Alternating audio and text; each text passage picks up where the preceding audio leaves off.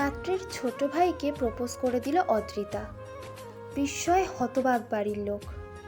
কিছুক্ষণ আগেই ছেলেপক্ষ দেখতে এসেছে অদ্রিতাকে, এরই মাঝে এমন কাণ্ড করে বসবে মেয়েটা, কেউ কল্পনাও করেনি। পাত্রপক্ষের চোখ মুখ করুণ দেখাচ্ছে, লজ্জায় টলমল করছে পাত্রের ছোট ভাই। বড় ভাইয়ের জন্য দেখতে আসা মেয়েটা এভাবে প্রপোজ করে দেবে, তা ধারণারও বাইরে। অদ্রিতার বাবা একগাল হেসে মেয়েকে রুমে পাঠিয়ে দিলেন। অদ্রিতার ভাবখানা এমন যেন কিছুই হয়নি, বরং ডাইনিং থেকে নাশপাতি কামড় বসিয়ে দিল। মেয়ের এমন কাণ্ডে চটে গেলেন লুবনা। মুজাহিদ শেখ কোনো মতে অতিথি বিদায় করলেন, লজ্জায় ওনার নাক কাটা গেছে। অদ্রি, অদ্রি বের হ রুম থেকে। আজ তোর একদিন আর আমার একদিন। অনেক বেড়ে গেছিস, আজ তোর পিঠে খুন্তি ভাঙবো, শয়তান মেয়ে। লুবনা, তুমি থামবা। দেখো, মেয়ের হয়ে একদম সাফাই গাইবে না বলে দিচ্ছি। তোমার আশকারা পেয়ে এত সাহস হয়েছে ওর। বাবা মায়ের কথা শুনে বের হয়ে আসে অদ্রিতা, হাতে আধ খাওয়া নাশপাতি। কি হয়েছে আম্মু, এত চিৎকার করছো কেন? বাসায় কি ডাকাত পড়লো নাকি? বদমাইশ মেয়ে, আজ তোর ঠ্যাং ভাঙবো। লাজ লজ্জা বলে কিচ্ছু নেই, শেষমেশ পাত্রের ছোট ভাইকে প্রপোজ করে ফেললি। লুবনা, তুমি থামবে। আমার মেয়ের কোনো দোষ নেই এতে। তুমি চুপ করো, মেয়ের কোনো দোষ নেই। মান সম্মানের কিছু রেখেছে আজ? অদ্রিতা মুখ চেপে হাসল, নাশপাতিটা টেবিলে রেখে বলল, বলেছিলাম না তোমায় এইসব পাত্র দেখা বন্ধ করো। তুমি শুনেছো আমার কথা? শোনোনি তো? আমি কেন শুনবো তোমার কথা? হ্যাঁ, তাই তো। অদ্রি মামুনি একদম ঠিকই বলছিস, আমি তোকে ফুল সাপোর্ট করছি। আমার পোড়া কপাল, বাপ বেটিতে মিলে আমার হাড় মাস কালি করে দিল। এত ভালো পাত্র এসেছে আর এরা পায়ে ঠেলে দিল। খুন্তি হাতে চেঁচামেচি করতে লাগলেন। প্রায় 5 মিনিট একই বুলি আওড়ালেন। বাবা মেয়ের দিকে রক্ত চক্ষু দিয়ে তাকিয়ে তারপরই কিচেনে চলে গেলেন। মুজাহিদ হো হো করে হেসে উঠলেন। অদ্রিতাও হাসতে লাগলো, বাবার কাঁধে মাথা রেখে চোখ বুজে নিল। মুজাহিদ মেয়ের মাথায় হাত বুলিয়ে বললেন, যাই বলিস না কেন, আজ কিন্তু তুই একদম ঠিক করিসনি। কি করবো আব্বু, এরা তো আজ ফাইনাল ডেট দিয়েই যেতেন। তাই বলে এমন করবি? তোর মামা প্রচন্ড রেগে আছেন, যাওয়ার আগে ফ্যাচ ফ্যাচ করছেন। ধ্যাত, রাখো তো মামার কথা, আমি টাইট দিব, দেখবে সোজা হয়ে যাবে। মুজাহিদ মৃদু হাসলেন। মেয়েটা অবুঝ। মধ্যবিত্ত ফ্যামিলির মেয়েরা একটু বড় হলেই মানুষের কাছে দৃষ্টিকটু হয়ে ওঠে। তাদের নানা দিকে বুঝে শুনে চলতে হয়, না হলে চুন থেকে পান খসলেই কেচ্ছা রটে যায়। এই তো কিছুদিন আগের কথা। অদ্রিতারই ক্লাসমেট লিজা। মেয়েটা পড়াশোনাতে বেশ ভালো, মধ্যবিত্ত ফ্যামিলির হাসি খুশি মেয়ে। অ্যাডমিশন টেস্টের জন্য কোচিং করে রোজ। একদিন কোচিংয়ে বয়ফ্রেন্ড আসে, তাদের মাঝে রাগারাগি চলছিল। ওরা নিজেদের মধ্যে মিটমাট করতে থাকে। রাগারাগি মিটে যাওয়ায় ছোট্ট করে সেলিব্রেশন করতে ক্যাফেতে যায়। এলাকার কিছু বদ্ধ মস্তিষ্কযুক্ত মানুষের চোখে পড়ে সেটা। ব্যাস, হয়ে গেল। মেয়েটাকে বেশ্যা অবধি বলে দিয়েছে ও নাকি ছেলেটার সাথে আলাদা এক রুমে সময় কাটিয়েছে। আরও বিশ্রী কিছু ভাষা। তাই মেয়েটার বাবা মা জোর করেই অন্য ছেলের সাথে মেয়েটার বিয়ে দিয়ে দিলেন। না হলো পড়াশোনা, আর না হলো প্রেমিকের সাথে ঘর। আর সেই থেকেই লুবনা ভয় আছেন, যদি তার মেয়েটা কোনো ভুল করে বসে, কি করে সমাজে মুখ দেখাবেন? মধ্যবিত্তদের আর যাই হোক, সমাজের ভয়টা একটু বেশি। দেখো আপা, পত্রী কিন্তু অনেক বাড়ছে। দুলাভাই কিন্তু অতি আদরে মায়াটারে বাদর বানাইছে। এখনো সময় আছে, মায়া বিদায় করো, না হলে কোনো অঘটন করে ফেলবে। আহ বাবলু, থাম একটু। জানি অদ্রি একটু বাঁদর, ছেলে মানুষই, তবে আজে বাজে কাজ কখনোই করবে না। আপা, সময় গেলে বুঝবা, মেয়ের নামে কোনো কেচ্ছা নাই। এখনই বিদায় করার সঠিক সময়। মুজাহিদ খবরের কাগজ পড়ছিলেন। মেয়ের নামে কথাগুলো হজম করে নিলেও বেশ রাগ হলো। মামার দায়িত্ব পালন না করে পাড়া প্রতিবেশীদের দায়িত্ব কেন পালন করছে? সমালোচনার জন্য পাড়া প্রতিবেশীর কি অভাব আছে? বাবলু, অনেক তো হলো, বোনের কানটা তো পচিয়েই ফেলেছ। নিজের মেয়ের দিকে খেয়াল আছে? দুলাভাই, থামো তো তুমি। বাবলু, তুই আমার সাথে আয়, রাতে খেয়ে যাবি কিন্তু। মুজাহিদ হাসলেন। মানুষ বিচিত্র রঙের প্রাণী। নিজের ঘরের ঠিক নাই, অন্যের ঘরে এসে আগুন লাগায়। বাবলুর মেয়েটা তো অদ্রির থেকেও ছোট।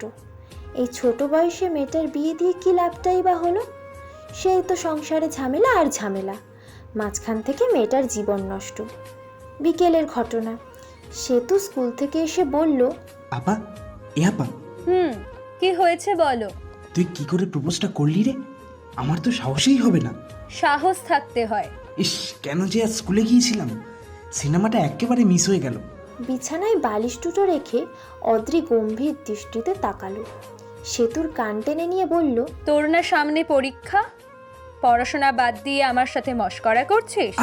আপা, ব্যথা পাচ্ছি তো। পড়তে বস, না হলে আম্মুকে গিয়ে বলবো আমার জন্য নয়, এখন থেকে তোর জন্য যেন পাত্র দেখে। বিয়ের পাকনা গজিয়েছে। আমি তো এক পায়ে রাজি। সেতু!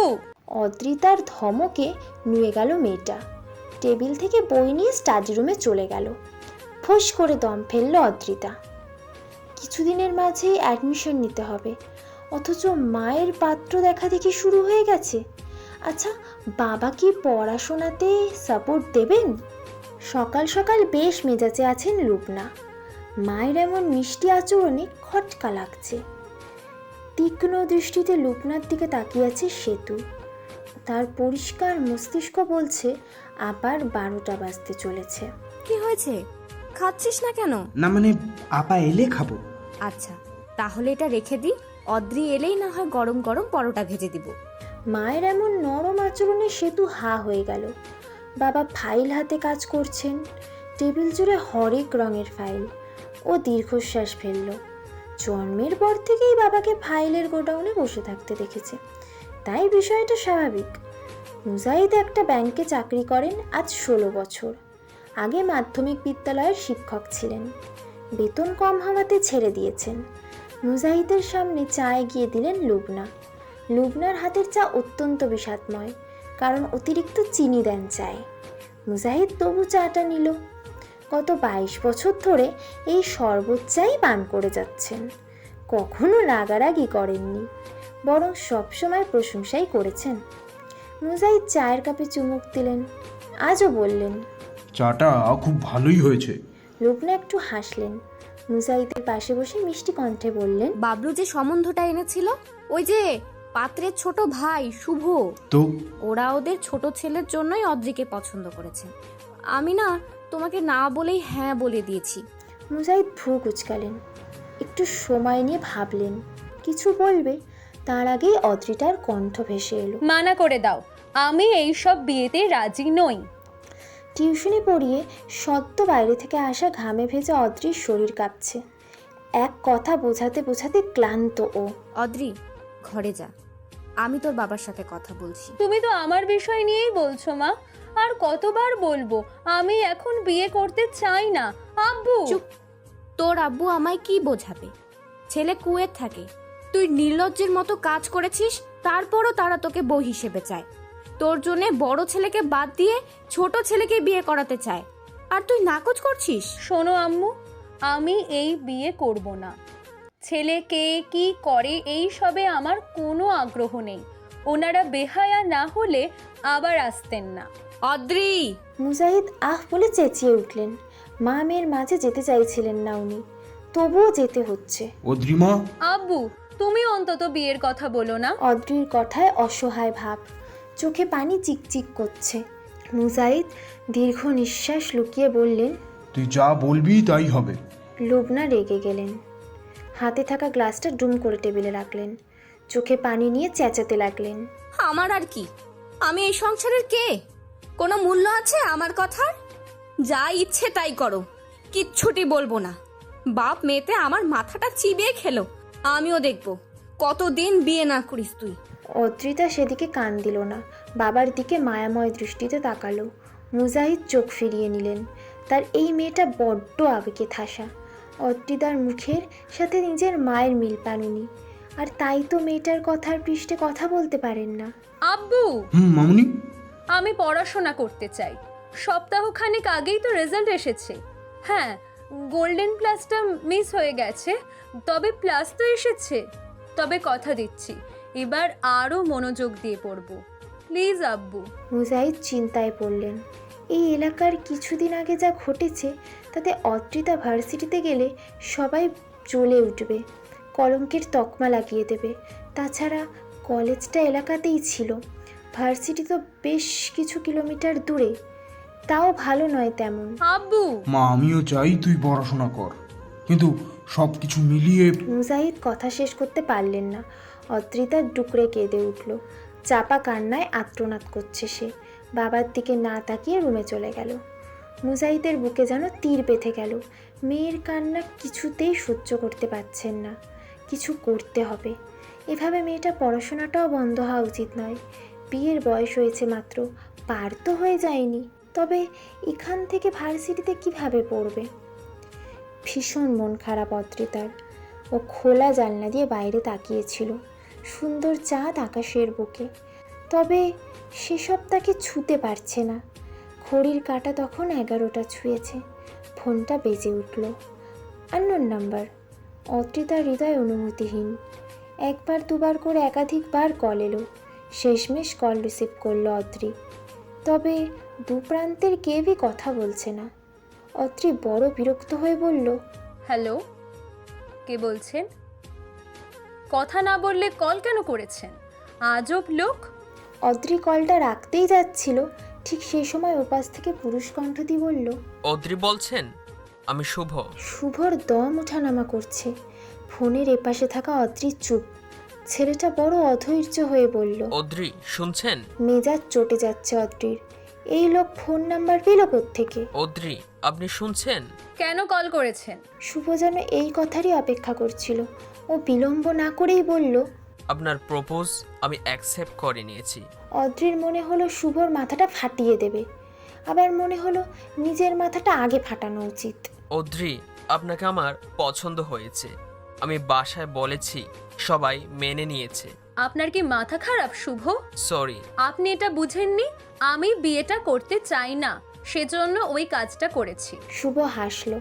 অদ্রি যেন বোকাই বনে গেল। এই ঝামেলাটা না জানি কতকাল পোহাতে হয়। অদ্রি আপনার সমস্ত কথাই বুঝতে পেরেছি, তবে অনুভূতিরও কোনো সময় হয় না। আপনি ওভাবে বলার পর আমার আকাশ থেমে গিয়েছিল।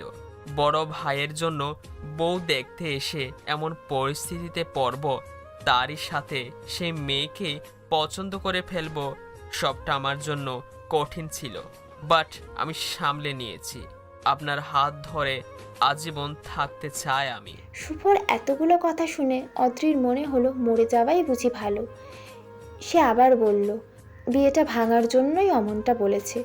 তবে শুভ সে কথার ধার ধারছে না। সে বরং বিষয়টা বিনয়স্বরূপ গ্রহণের চেষ্টা করছে। একই সাথে অদ্রির হাত চাইছে আজীবনের জন্য। অদ্রির সমস্ত রাত না ঘুমিয়েই পার হলো। ও বড় বিষণ্ণ অনুভব করছে। শেষ রাতে একটু চোখ লেগেছিল, তবে কুকুরের আওয়াজে সেই ঘুমটাও ভেঙে গেল। দেখা গেল পুরো বাড়ির লোক উঠে পড়েছে। অদ্রি তাড়াতাড়ি করে বাইরে এলো, এসে দেখলো বাবা চেঁচামেচি করছেন। সামান্য মুরগিটাও সহ্য হয় না, মুরগি পালনও যাবে না, চোর বাটপারগুলো সব নিয়ে যাচ্ছে। কথায় কথায় জানা গেল অদ্রিদের দুটো মুরগি নিয়ে পালিয়েছে কেউ, সেজন্যই কুকুরটা চেঁচামেচি করছিল। তবে দরজা খুলে বের হতে চোর পালিয়েছে। এদিকে অদ্রির মা লুবনা কান্নাকাটি শুরু করে দিয়েছেন। ওনার এই স্বভাবটা বড় চোখে লাগে, কিছু হলেই দু চোখ মেলে পানি ঝরতে থাকেন। মৃদুমন্ত হাওয়ায় চুলগুলো উড়ে যাচ্ছিল। সে সময় সেতু এসে পাশে বসলো। অদ্রি স্বভাবের কারণে গোসলের পর রোদে এসে বসেছে, নতুবা তার শরীর কাঁপতে থাকে। সেতু মিটমিটে হাসছে। বোনের আচরণ স্বাভাবিক না দেখে অদ্রি শুধালো, কি সমস্যা? সমস্যা তো তোর। আমার? সেতু, তুই হাসছিস কেন? কারণ তোর দিওয়ানা নিচে বসে আছেন। অদ্রির চোখ বড় হয়ে গেল। দিওয়ানা বলতে কার কথা বলছে সেতু? ছাদ থেকে নেমে অদ্রির মনে হলো বাসা থেকে বের হয়ে যেতে পারলে বুঝি শান্তি মিলত। সোফায় আরাম করে বসে আছে শুভ, তার সমাদর চলছে। লুবনা যেন শুভাকে মেয়ের জামাই করে ধরেই নিয়ে এসছেন। অদ্রিকে দেখে মৃদু হাসল শুভ। ছেলেটার চোখে মুখে ভালো লাগা। অদ্রি চোখ ঘুরিয়ে নিজের রুমে এসে বসে রইল। খানিক বাদেই সেতু এসে বলল, আপু, মা তোকে ডাকছে কেন? তোর দিওয়ানার সাথে কথা বলবার জন্য। আশ্চর্য! আমি জানি না, তুই আয়, নতুবা মা আসবে। অদ্রি গেল না। কপট রাগ দেখিয়ে রুমের দরজা বন্ধ করে রইল। লুবনা এলেন কিছু সময় পরই। অদ্রি, দরজা খোল। আমার মাথা ব্যথা করছে মা, পরে এসো। এখন তোর মাথা ব্যথা শুরু হলো? বাদরামির জায়গা পাস না? উফ মা। দরজা খুলতেই ঘরে প্রবেশ করলেন লুবনা। কণ্ঠ নামিয়ে বললেন, এখনো চুলগুলো ঠিক করিসনি? পাগল তুই! ছেলেটা বসে আছে সেই কখন থেকে। কথার মাঝেই তিনি মেয়ের চুল গোছাতে লাগলেন। অদ্রি হাবুলের মতো বসে আছে। চুল গোছানো শেষ হলে লুবনা বললেন, যা, আর কোনো বাদরামি করবি না। মা তুমি কি পেয়েছো বলো তো? অদ্রি, মা, আজ না হয় কাল তো বিয়ে করতেই হবে, তাই না? শুভ কতটা ভালো ছেলে সেটা তো দেখেছিসই। বিদেশে বড় চাকরিও করে, পারিবারিক অবস্থাও ভালো। আর কি চাই বল তো মা? অদ্রি কিছু একটা বলতে নিয়েও থেমে গেল। তার ভালো লাগছে না। এই ঝামেলা কি কখনোই যাবে না? পুকুর পাড়ে এসে বসেছে অদ্রি আর শুভ। শুভ দেখতে সুন্দর, চেহারাটায় মায়া রয়েছে, তবে অদ্রির হৃদয়ে কোনো অনুভূতি নেই। ওর মন মস্তিষ্ক নিজের কেরিয়ার দিয়ে চলেছে। কত স্বপ্ন, কত আশা। অনেকটা সময় পর শুভ বলল, অদ্রি, আপনি আপসেট? সোজা সাপটা বলায় হাসলো শুভ। অদ্রি সেই হাসি দেখে বরং বিরক্তই হলো। আপনি বিষয়টা মজার ছলে নিচ্ছেন কেন শুভ? আমি চাই না বিয়ে করতে। কাউকে পছন্দ করেন? অদ্রি সরু চোখে তাকালো। সত্যি বলতে তার পছন্দের কেউ নেই। যদি শুভকে থামাতে পছন্দ আছে কথাটি বলে, তবে মা আজই বিয়ে দিয়ে দেবেন। তাই প্রশ্নটা এড়িয়ে গেল অদ্রি। শুভ কিন্তু নাছোড়বান্ধা। সে বলল, যাক, এদিক তাহলে ক্লিয়ারই আছে। আমি জানি আপনি চান না বিয়ে করতে, কারণ আপনার মনে সংশয় বিয়ে হলে আপনি কেরিয়ারে বাধাগ্রস্ত হবেন। কথাটা ঠিকই বলেছে শুভ, তবে অদ্রি কিছু বলছে না। শুভ আরেকটু সাহস সঞ্চয় করে মেয়েটির আরেকটু নিকটে এসে বসল। অদ্রি কিছুটা ভয় পেয়ে বলল, শুভ দূরে সরে বসুন। শুভ মৃদু হাসল। মেয়েটির এই স্বভাব তার বড্ড ভালো লেগেছে। যেই মেয়ে নিজেকে শুদ্ধ করে রাখতে চায়, সে নিশ্চয়ই স্ত্রীরূপে সেরা। ভয় পাবেন না, এমন কিছু করব না যাতে কলঙ্ক হবে। তবে জেনে রাখবেন, এই হাত ছোঁয়ার অধিকার শুভ নিয়েই ছাড়বে। অদ্রি, আপনি শুধু আমার, শুধুই আমার। দোটানায় কাটল দুটো দিন। অদ্রির মন মস্তিষ্ক শুভর বলা কথাগুলো প্রভাব বিস্তার করলো। ছেলেটা এমন করে কেন কথা বলল? অদ্রি নিজেকে সামলে নিল কিছুদিনের মধ্যেই। শুভ নামক মানুষটাকে সে মনেও করল না। এদিকে কিন্তু সময় পেরিয়ে যাচ্ছে। অ্যাডমিশন টেস্ট ঘনিয়ে আসছে। নানান চিন্তায় বোধ হয়ে আছে অদ্রি। তার পড়াশোনা একেবারেই হচ্ছে না। পড়তে গেলেই মনে হচ্ছে সব নতুন। এই নিয়ে দুদিন কান্নাকাটিও করলো। লুবনা আর মুজাহিদ মেয়ের অবস্থাটাও বুঝতে পারলেন। এদিকে শুভও সব স্বাধীনতা দিতে চায় অদ্রি তাকে। তাই লুবনাও দ্বিমত করলেন না। মেয়ের পড়াশোনার ব্যাপারে ওনারা সিদ্ধান্ত নিলেন মুজাহিদের বন্ধু রৌফ গাজীর বাসায় পাঠাবেন। ভদ্রলোক মুজাহিদের ভাইস্বরূপ। ছোটবেলায় একসাথে ঘুমিয়েছে কত। সব মিলিয়ে একটু হলেও শান্তি পেল অদ্রি। তার পড়াশোনাটাও হবে। তবে এখন টার্গেট নিজের স্বপ্নের ভার্সিটি। বাস ড্রাইভারের অশ্রাব্য ভাষায় গালিতে ঘুম ভাঙল অদ্রিতার। মেয়েটা ঈষৎ ভয় পেয়েছে। চোখ পিটপিট করে চাইতেই মনে হলো কি এক নিদারুণ কষ্ট লুকিয়ে ওর মাঝে। এদিকে বাস ড্রাইভার অন্য এক ড্রাইভারের সঙ্গে গালিগালাজ জুড়ে দিয়েছে। ওর পাশে থাকা নারীটি বোধহয় কিছুটা বুঝতে পেরেছে, তাই ভরসার কণ্ঠে বলল, ভয় পাবেন না, শহরে নতুন। দুদিকে মাথা কাত করিয়ে হ্যাঁ বলল অদ্রি। সে এমনিতে সাহসী, তবে কেমন যেন একটা ভয় কাজ করছে। মহিলাটা বলল, ঠিক হয়ে যাবে, শহরে আছেন তো, কত কিছু দেখবেন এখন। অদ্রি আর কিছু বলল না। ঘাড় ঘুরিয়ে চাইল ইট পাথরের আবৃত শহরের পানে।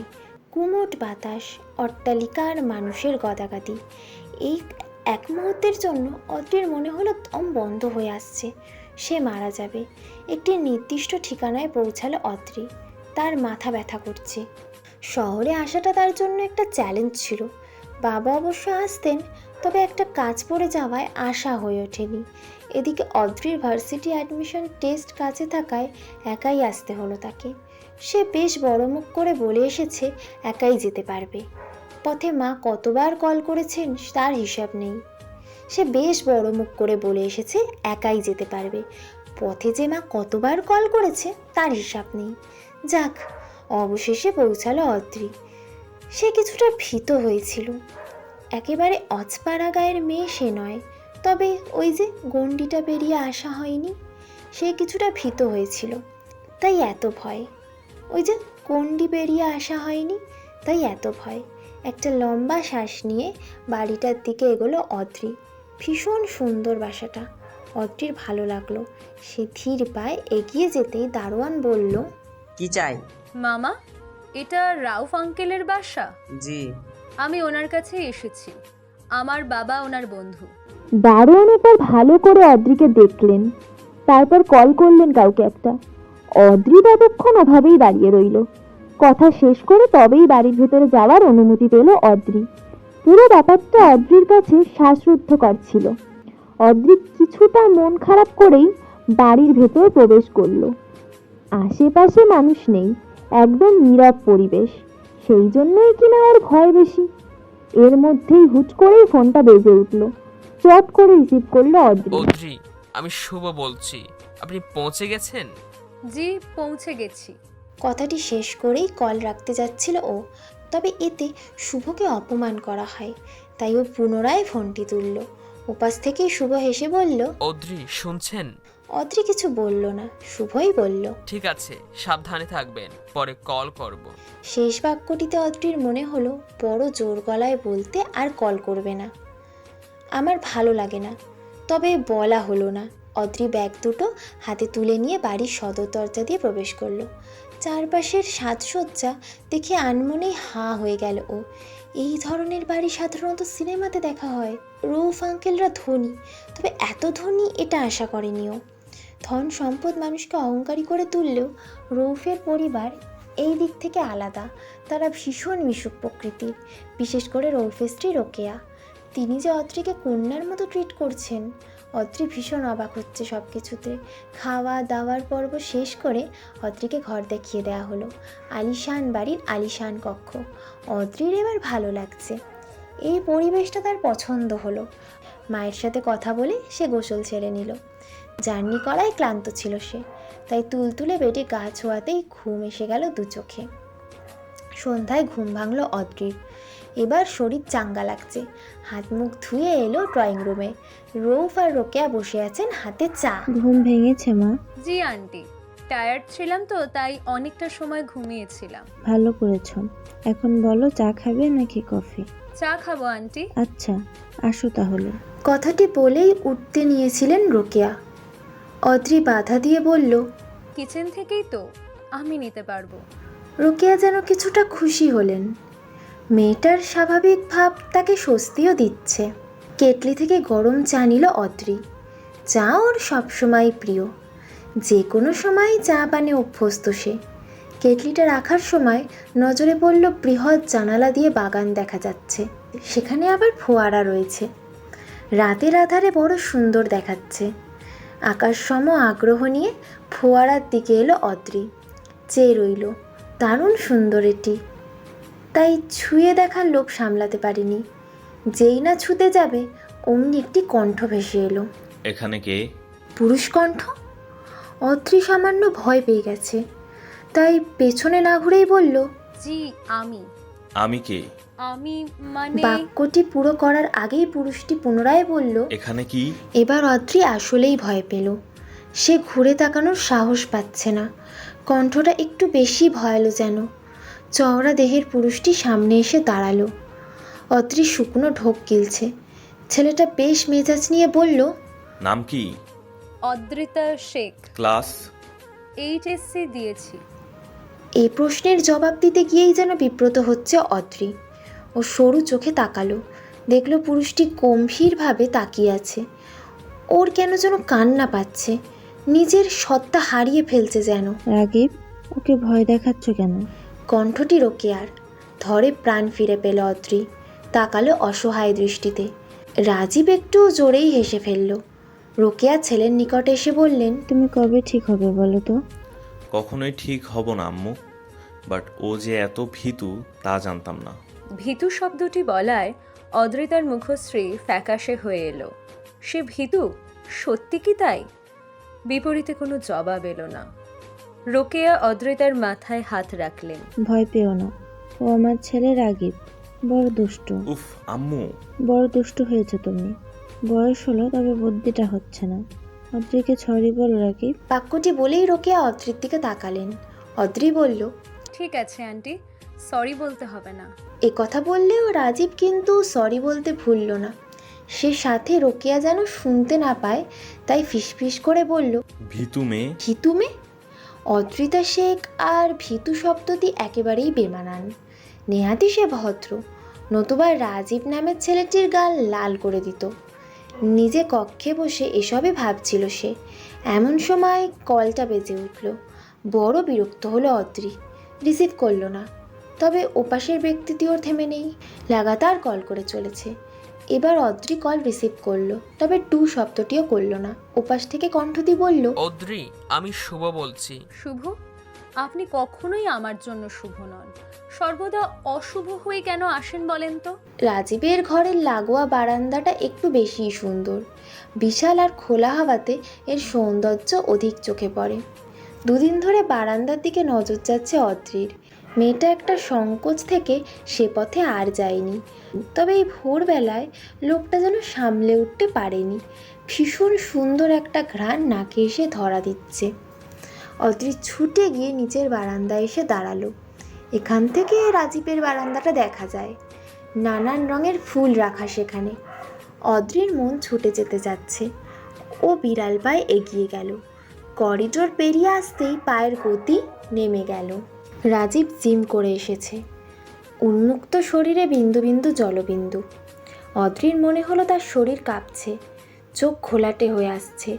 সরে যেতে চাইলেই রাজীব ডেকে উঠল। দাঁড়াও। থেমে গেল অদ্রির পদযুগল। রাজীব এগিয়ে এসে ওর বরাবর দাঁড়ালো। ক্ষীণ স্বরে বলল, তো ভোরে এখানে কেন? প্রশ্নের উত্তরটি চট করে দিতে পারছে না অদ্রি। রাজীব কয়েক সেকেন্ড অপেক্ষা করে আশেপাশে তাকালো। কি আমাকে খুঁজতে এসেছিলে? এবার প্রতিবাদ করল অদ্রি। দ্রুত সুরে বলল, না তো, তবে এমনি এসেছি। বুঝি, কিন্তু কি বুঝেন? যা বোঝাতে চাও। আমি কখন কি বোঝালাম? আশ্চর্য তো। রাজীব কেবল হাসলো। অদ্রি চেয়ে রইল। এই পুরুষটি তার দেখা সব থেকে অদ্ভুত মানুষের মধ্যে পড়ে। টানা পড়াশোনা চলছে অদ্রির। মেয়েটার পরীক্ষা রয়েছে, তার দম নেওয়ার ফুরসত নেই। রোকেয়া এসে নাস্তা দিয়ে গেলেন। অদ্রির ভালো লাগায় বুক ভরে এলো। মায়া নিয়ে তাকালো ও। মেয়েটার সেই দৃষ্টি দেখে হাসলেন রোকেয়া, মাথায় হাত বুলিয়ে দিলেন। সমস্যা হচ্ছে মা? কিছুটা ভয় পাচ্ছে আন্টি, আমার জীবনের ব্যাপার মনে হচ্ছে। ছি মা, এই পরীক্ষাকে জীবনের সাথে তুলনা কেন করছো? আন্টি, ভয় হচ্ছে। ভয় পেও না, ইনশাল্লাহ সব ভালো হবে। অদ্রির মন ভরে উঠল। রোকেয়া চলে গেল, পুনরায় পড়তে লাগলো। কিছু সময় পর মাকে কল করে কথা বলে নিল। ভয়ের চোটে মেয়েটি কান্নাই করে দিল। ওপাশ দিয়ে সান্ত্বনা দিয়ে লুবনা বললেন, যা হবে ভালোই হবে, চিন্তা করিস না, কাল তোর বাবা আসবেন। ঠিক আছে মা। কল রেখেও বেশ কিছু সময় কাঁদল অদ্রি। পরীক্ষায় যাবার আগে রোকেয়া এসে তোয়া পরে ফু দিয়ে দিলেন। অদ্রির চোখ ভিজে এসেছে। এই মানুষটার প্রতি অদ্ভুত শ্রদ্ধা পাচ্ছে সে। ড্রাইভারের হাত ভেঙেছে। অপ্রত্যাশিতভাবে ঘটনাটা ঘটল। এদিকে অদ্রির লেট হচ্ছে, ওর কান্না পাচ্ছে রীতিমতো। রোকেয়া বিষয়টা বুঝতে পারছিলেন। ওই মুহূর্তেই বের হচ্ছিল রাজীব। রাকিব, শুনে যাও। গান শুনতে শুনতে বের হচ্ছিল রাজীব। মায়ের ইশারা পেয়ে কাছে এলো। জি আম্মু। কোথাও বের হচ্ছ? অদ্রির পরীক্ষা আছে, নিয়ে যাও। রাজীব যেন চোখ মুখ কুঁচকে ফেলল। রোকেয়া বললেন, ড্রাইভারের হাত ভেঙেছে। উফ, এই সময় এমনটা হতে হলো। যাও, ওর লেট হচ্ছে। কথাটি বলেই অদ্রির দিকে চাইলেন রোকেয়া। মাথায় হাত বুলিয়ে বললেন, যাও মা, রাকিব তোমায় পৌঁছে দিবে। তখন থেকে শুভ নামক মানুষটি কল করে চলেছে। অদ্রি বিরক্ত হচ্ছে, বারবার কল কেটে দিচ্ছে। তবে ওপাশের ব্যক্তিটিও থেমে নেই, সে লাগাতার কল করে চলেছে। এবার অদ্রির রাগ হলো, তবে পাশে রাজীব থাকায় রাগটি প্রকাশ করতে পারল না। ও কল রিসিভ করে ফিসফিস করে কথা বলল, এত বারবার কেন কল করছেন শুভ? আপনার পরীক্ষা আছে না? আমি বিরক্ত হই শুভ, আপনি কেন বুঝেন না? আপনাকে আমার পছন্দ নয়। প্রথমবারের মতো শুভকে এভাবে প্রত্যাখ্যান করলো অদ্রি। শুভ কিন্তু কষ্ট পেল না, বিনিময় হেসে বলল, তাতে কি? আশ্চর্য মানুষ আপনি। অদ্রি, আপনাকে আমার অনেক বেশি মনে পড়ে। অদ্রি থেমে রইল, কি বলবে বুঝতে পারছে না। শুভ উপাস থেকে বলল, ভালো করে পরীক্ষা দিবেন আর মনে রাখবেন আপনি আমার। হ্যালো ডিয়ার লিসেনার্স, আপনারা দেখছিলেন মাই ডেইলি লাইফ প্রেজেন্টস, একটি ধারাবাহিক গল্প। আমাদের এই গল্পের পরবর্তী পর্বটি খুব তাড়াতাড়ি আসবে। পরবর্তী পর্বটি দেখতে আমাদের চ্যানেলটিকে লাইক, কমেন্ট এবং সাবস্ক্রাইব করে আমাদের সাথেই থাকুন। ধন্যবাদ।